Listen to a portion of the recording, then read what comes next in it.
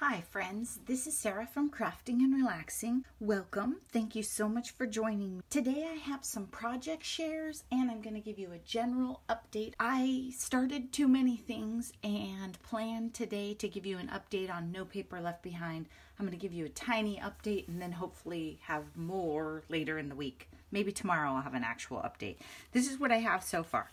I'm doing fall for September. So I've chosen Bow Bunny Beautifully Brisk, and I started a bunch of card bases. I did this at a friend's house. This is a really good thing to do. You can just take your paper cutter and your papers. You don't have to bring embellishments and a whole bunch of things. Paper cutter, paper, adhesive, and a pair of scissors, and I can go to my friend Katie's quilt room and have everything I need for hours. So I started a bunch of card bases, not the 110 pound, but just the layer that I put on it. And then I need to lay them out and go from there. Had a couple of miscuts while I was talking with a paper that I really like. It's somewhere in here, it's blue. So I'm gonna have to figure out what I'm gonna do with that because my normal layering size doesn't work. And then I have the ephemera, but the ephemera doesn't have any glitter on it for this collection. So it needs a little attention from some glitter or some Wink of Stella before I layer it on. Maybe I'll work on it today and then bring you a video tomorrow. We'll see. I'm also thinking it's probably time to change the thread in the Pixie Plus. If you remember when I bought it at the garage sale, it had yellow. I have pulled off yellow for many seasons and I could for this, but I'm thinking I might actually change it. We'll see. We'll see where the day takes me. Yesterday, my plan was, we always think, oh my gosh, I'm going to get so much done today, and we make a list and then it just gets away from us. And that's okay. Remember that this is supposed to be relaxing and you're supposed to be having fun. I personally have a tendency to set deadlines that aren't real. Like yesterday, I was going to finish up my UFOs, unfinished objects of my 4th of July cards, and then I was going to make great progress on my fall paper for No Paper Left Behind and make a video of that for you. Okay, at noon, I finished these and then took a nap and then we had places to go. So that's okay, right? Just forgive yourself and say, okay, I still had fun. If you recall, when I did a craft room tour, I showed you I keep my projects. Here's one. I have Splendor kind of in a mess from that card series that we've been doing, and I've paused on that. If you want more of those beginner videos, let me know. So I had one of these that said red, white, and blue. And July was a while ago, and it was just sitting there. And I wanted to empty it out because what I do is I had washi, I had a jar of stars. I had looked for this actual jar to weight things down several times. So it was time to commit and put the stuff away, finish or whatever. So I decided the ones that were partials where I had these bases made, I finished them. And I took them away from, 4th of July and Americana, didn't use those stickers, and more into cards that I would use as the year goes on. So this one says, "You got this," and has some puffy silver stickers and some bling. And then on the inside, it has a star. And again, I was just using up loose items and a bit of gingham ribbon. I put the ribbon on at the end. That's why it's in such a weird place. She believed she could, so she did. This is an Inky Antics stamp. I posted it on my Instagram with the package so you could see it. Here it is. I'm not one for keeping everything all together. It came with "She believed she could, so she did," and "You got this."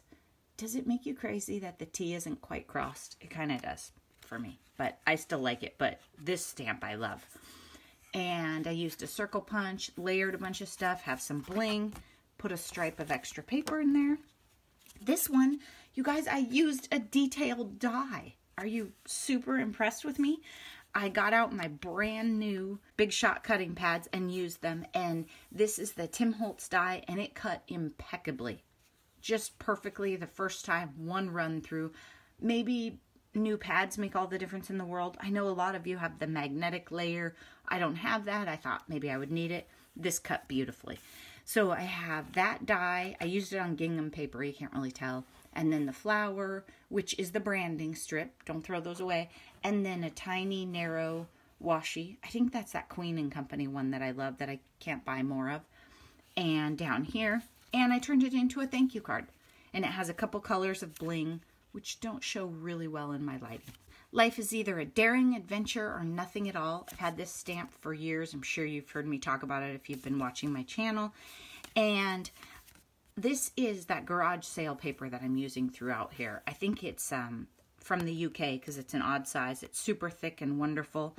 And I finally used my tiny attacher, which I was super excited about. But then I covered it up with this flower because I loved it the way it was, but I only had one of those flowers left in the small light blue, and so I needed a really good spot for it to make it count. And I felt like with that blue gingham, it did it. This is a great stamp for somebody who's a little nervous about doing something, right? Their move, switching job, maybe they're having a baby they didn't expect, all kinds of things. That's a great one. It just says, take that leap. And it's a quote, I can't remember who it's from, but it's a famous saying. Maybe it's Eleanor Roosevelt. I don't know if that's right. And then this one, this was from Crafty Reasons. She sent me this star garland, and I hadn't used it, and it doesn't quite match this card, but I did it anyway because I loved it. So this one is the same stamp, but I mixed it up. Those are done. They're going in the done pile, and I cleaned out the bin, and I'm super excited. And yes, I might give you a red, white, and blue card in any month, but that's just how I roll because I love blue. I wanted to show you this quilt. I did not make this quilt. Disclaimer, this is my mom's work. You'll probably see it in a scrapbook page down the road. I have the quilt in my craft room today because one of you had the great idea. When I was making fabric cards, you said, make a card that matches quilts when you give them. And I thought, oh, that's a fabulous idea. The catch was, I looked all around my craft room, and I don't think my mom gave me these fabrics. And it's not a scrap quilt, so there aren't a whole bunch. She just has this front one, this darling binding, and then the back is plain. So I looked around a little, and I don't have any.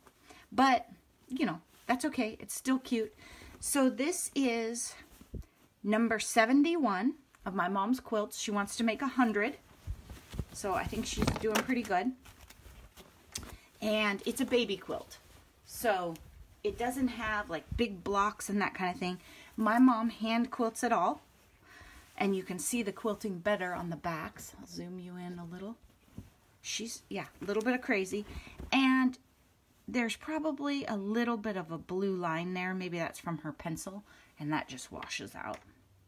But if you can see, so she just sits around, watches TV, and quilts. Every one of those by hand. I mean, it's crazy, right? It's crazy, but it's amazing. And I have some quilts that I flip them. Depends on the backing and how they are. Most of her quilts are stitched. Some are tied with, you know, like it's embroidery floss, I think. Especially if a baby sneaks up on us, then we'll do one of those. This one, she had a lot of warning, and it's actually been in my closet for quite a while. I was waiting for the right time, and the right time is today. So I'm wrapping it up and delivering it, and actually this video will go live before the recipient gets it in her hands, so you'll get to see it first. She's busy chasing another toddler around, so I'm sure she doesn't watch my channel, and we'll be safe. The scrapbook pages I run really far behind on, so you probably won't see the page with this quilt scrapbooked for months. I try and do them for the holiday season and give them to my mom. I get behind. What else? Oh, I wanted to tell you guys, I went to Tuesday morning yesterday, and I went to Scrap PDX, which is like a giant thrift store for crafts, and I didn't buy a thing. I stuck to the freeze. If I had seen Flirty Fleur, the freeze would have been off, and I would have confessed to you on Instagram right away, but there was no Flirty Fleur in the store. The other thing I was looking for, but I don't know if I would have broken my freeze for just this. I saw Maggie Holmes star garland, just like this. So I have the leaves, and I have opened this up and used it a little bit. But I saw somebody haul stars, gold stars like this. Oh my heavens. I would put those on like everything, and if they came in silver, I would buy them all. Those would be so great for Christmas cards for a star lover. So I'm watching for that, but I haven't seen those. And I am trying to figure out if I'm going to do craft fairs. I know a lot of you do that, and I have typically made cards and given them away. I don't want to sit around at a craft fair all day, I don't think. One of my friends has offered to let me put a little basket on her table at a craft fair. So I think that would be super fun. And then another one of my friends is, I think, may have signed me up for a craft fair. So I need to find that out, because I don't know that I'm prepared and qualified to do an entire table. I've seen some of you who prep, and I'm just impressed with the volume you make. And also you do a lot of, I need to actually work on these, so I'm going to start laying them out. You do a lot of beautiful packaging and bag toppers and that kind of thing. And I'm going to be honest with you. I'm going to take this gorgeous handmade quilt and I'm going to shove it in a bag with some tissue paper and call it good. Don't tell my mom, but I'm not wrapping it, right? She spent all those hours making it. Yeah. Life is too short to spend that. And I know that some of you believe that the box has to be as beautiful as what's in it, but that's just not how I roll. I don't know. I'll have to figure out like what my approach is going to be to craft fairs. And I have no idea how to price cards. Literally, in 20 years I've never sold a card. Not one. I just always have given them away. So that has me stumped too. Any ideas on that? I'm happy to hear them. One more thing on the freeze that you guys might be impressed with or might be horrified that I go shopping at all. When I decided to make my fall cards, my first instinct, I looked through my papers and I thought, oh, I don't have craft or a package of browns to go to do my layering.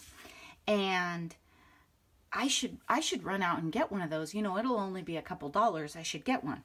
And then I thought, well, I can do them this way where you use the layered paper that it comes with, but really I like them with a solid. I like to mix it up a little. I typically have only done where you use the printed cardstock like this in No Paper Left Behind, because it does help you use it up faster. So then I thought, well, I'm going to look through my stash.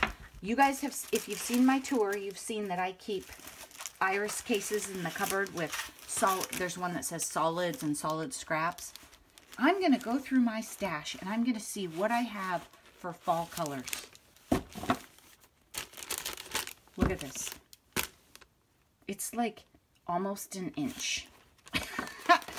So what I told myself was, well, this is just coincidence. I have a lot of fall because I don't craft a lot in fall colors.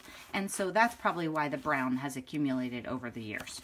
So I have a lot of brown, burgundy, kind of barfy craft color. I did some genealogy scrapbooks, and that's what this one and this one are from. So I have tons of those. So what it came down to was I did not need to go to Michael's or Joann or anywhere to buy an 8.5 by 11 $2 to $5 pack of paper, because clearly I have enough. This is a great example. We really need to shop in our rooms before we go shopping. I will tell you, if you want to churn out 50 cards in a row or something, it is much more convenient to go. Here's another example. I have a little bit of gold. It's a much more convenient way to go and buy the pack of 8.5 by 11. I'll show you what I'm talking about. Like one of these, or all in solid color. It's more convenient because you know you have enough to match when you're layering. So what might happen to me here is I made this base layer out of this luscious chocolatey brown, but maybe I will use the rest of that paper on something else. So when I go to make the embellishments for the top of this, I won't have any of this chocolatey brown to layer in. That's okay, right? It'll make my cards more interesting. It'll be more fun. If I do them exactly the same way with the same formula all the time, they're going to be boring. It is, however, super fast and nice. Like when I'm doing 50 cards, that's the way I want to go. Because, for example, this gold, this is all I found. So if I want to use this circle and punch it, well, that's not going to work very well for me, is it? So you have to get more creative. You have to think outside the box, but that's okay. I also want to tell those of you who are new crafters, if you're just starting out, you will always think that you need to go buy more paper and more stuff. If you haven't seen my most recent craft room tour, I think it's like, I don't know, a couple weeks back, check it out. And then you will laugh that I thought I needed to go to the store and buy paper to make cards. it's ridiculous, okay? So just keep that in mind. We all think that way. There will never come a moment ever in your crafting when you say to yourself, my collection is finally complete. I'm going to sit down and craft and I will not need another thing. That just doesn't happen unless you really work to tell yourself that and put yourself on a freeze, because it just doesn't happen like that. The last thing I wanted to tell you was, did you see the video with 10 crafty questions? There's a hashtag on there and you can click my video and see other people's. So anybody who's doing 10 crafty questions, there's also a hashtag for No Paper Left Behind. If you're interested in No Paper Left Behind or doing the 10 crafty questions and I haven't tagged you, jump in. You are more than welcome. One thing I love about the No Paper Left Behind challenge is there aren't any rules. You pick a paper collection that you want to use in a month and you do it. And you make whatever you want and then you update. And if you don't have a channel, update us on Instagram or email me a picture and I'll put it in a video and show people what you made. Daniela Hayes started it. A whole bunch of us have joined. Tanisha Kay and Susan Tootsie Tucker. Robin's Feathered Nest made an amazing book. Join us. It's super fun and there aren't rules and you don't have to be invited, and we won't punish you if you don't do it right, because you can't possibly do it wrong. I'm trying to make videos every day because if I don't, my local friends complain, but I just don't always get it done. But you'll hear from me at least a couple times a week. When I went to Scrap PDX yesterday, I made some video. So I'll put that together and you'll see the treasures that I saw there but passed over. I hope you're having a great weekend and I'll talk to you again soon. Bye-bye.